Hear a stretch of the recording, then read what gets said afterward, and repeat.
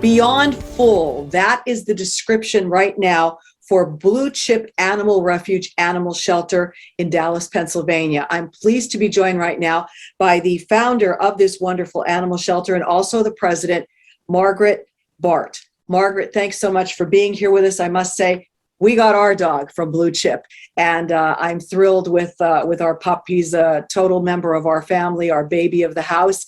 And now you have so many animals that have come to your shelter and you're being overwhelmed. So tell us, like, how difficult is it right now?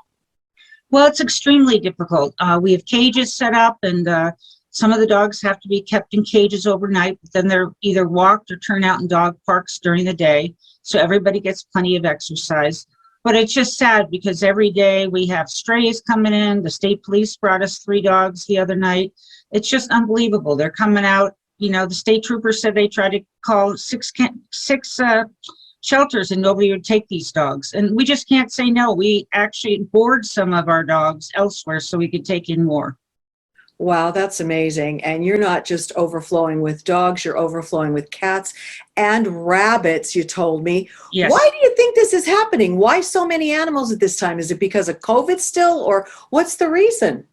I don't think it's because of COVID. I think people are just in a throwaway stage in their lives that they don't make a commitment for life. You know, you see the divorce rate is up, you see animals being turned over, and you know, it's a shame because these animals don't deserve it. They're loving animals and they throw them out. They just leave them go on the street. It's just horrible. And you're counting on the generosity of others to help you provide for all of these animals, right? Yes, all of our income, I would say 98% of our income comes from private donations, and our supporters are awesome. We ask for paper towels and we get hundreds of them. Anything we ask for, we get from our supporters, so it's awesome. We have a great following. What can people do right now to help you? What do you need the most? Well, number one, they can adopt animals if they can. Number two, they can come and volunteer. We need all of our dogs walked every day. The cats need to be cleaned up. We have vet runs every day. We're going to the vets at least 2 or 3 times. There's always work here for whatever your talent may be. Wow. And then the process to adopt, you have to file an application. You're not just open to the public where people walk in and look at the dogs, right? Correct. And that was the best thing that happened with COVID was we learned to make appointments. We used to just have walk-ins, and the animals kind of got sick of it because people would be a nice day and they'd be out here to Grace's Orchard and they'd say, oh, we just thought we'd come down and see the animals. Well, that's not fair.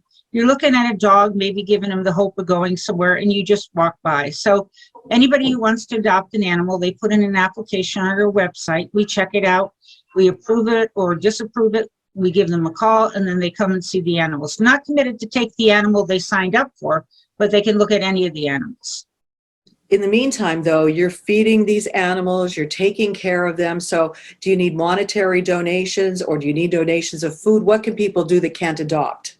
Well, monetary is the best because our vet bills are very high. We make sure that every animal is spayed, neutered, has all of its shots, it's 4DX tested, and has a microchip. So all of that costs money. People think, oh, they call and they say, how much is it to adopt a pet?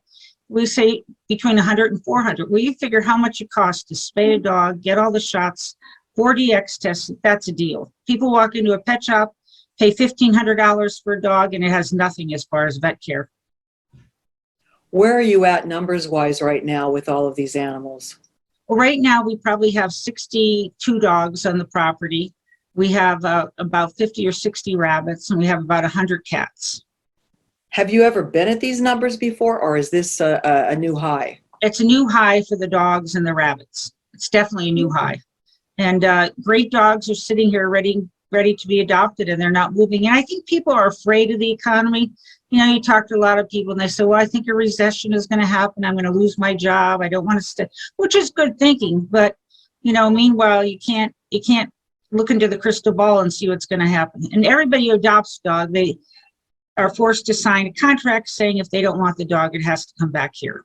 And unfortunately, I'm sure you've had people return dogs. Yes. Oh, we had a baby. We're moving. I work 12 hours a day now. They have every excuse, you know, but you make it work if you made the commitment. You know, there's dog sitters, there's dog walkers, there's everything available. And it's just the bottom line, they don't want them. And then the other thing is people don't have in their will about their animals. This is a big thing I push, because people bring a family member's dog and the person isn't even buried yet.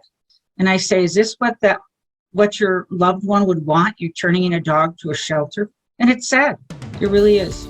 Today's news feature is brought to you by Lehigh Valley Hospital, Hazleton. Remember, in an emergency, our emergency room is the safest place to be.